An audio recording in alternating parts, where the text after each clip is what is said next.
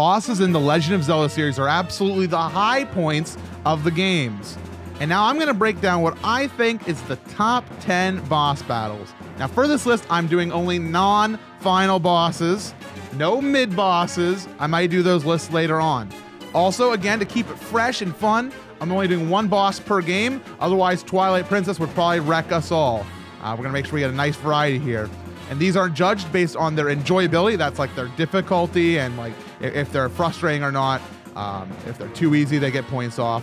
Their music in the fight, the design of the boss, and also the variety of weapons needed to defeat it.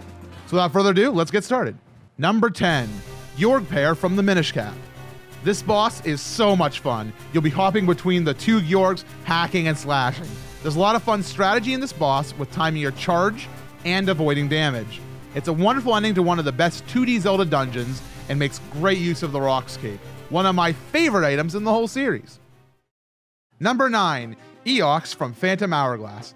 The DS Zelda games definitely had some trouble finding ways to make their boss battles exciting, but this fight is such a thrill. Leaping through the air, hammering away at a giant skeleton who is trying to crush you is just pure fun. It may fall back a bit on the difficulty side, but it makes up for it by being one of the best usages of the dual screen setup. Number 8, Fraz from Spirit Tracks. Over several different phases, you'll find a fire and ice boss that's so entertaining. On the top screen in this fight, you can see a map that shows you which element the parts of Fraz are, and how best to combine them with the boomerang, which is used expertly in this fight. But above all those great points for this fight is the absolutely awesome music.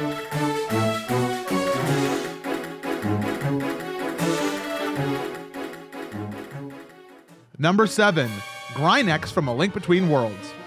This giant rock turtle means business. In one of the toughest fights in the game, you'll be using your ice rod and even your bow to take this guy down. The lava environment, fire pillars, and holes show off how amazingly designed this boss is. It's just a solid fight. Number 6, Jarrah from The Wind Waker. I could talk for hours about what a great musical theme this boss has, but let's set that aside knowing that it got full marks in that category. While a little easy, this fight takes place in a monstrous arena, with tiny extra enemies always trying to throw you off track. With some expert aim and careful dodging, you can master this boss. Truly a shining example of putting fun first in The Legend of Zelda. Number 5, Trine X from A Link to the Past.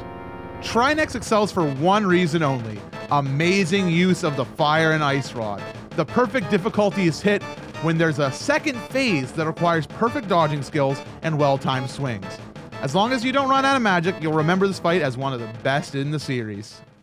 Number 4, Twinrova from Ocarina of Time.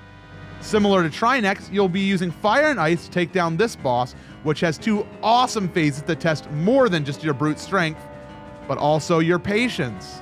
Plus, this fight technically includes the Iron Knuckle encounter in the previous chamber. It's not just a fight, it's an integral part of the story of Nabooru. What's not to love? Number 3, Monk Moscowjie from Breath of the Wild. It really sucks it took us 9 months to get a boss of this excellence in the latest Zelda title, but the wait was truly worth it. This boss is full of tricks and attacks that will challenge and excite you the entire time. Paired with an excellent soundtrack, the idea of using a Sheikah monk being a surprise boss was such a great design choice. You'll be innovative the whole battle using every item in your pouch, and the reward is so worth it. Number 2, Star-Lord from Twilight Princess.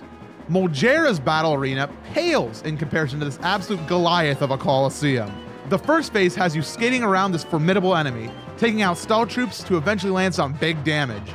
Just when you think the fight is over, it enters one of the most memorable and cinematic Zelda boss fights ever.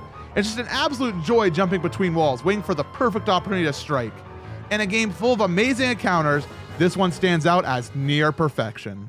Number 1, Kalach from Skyward Sword. This is a boss battle that will have you on the edge of your seat.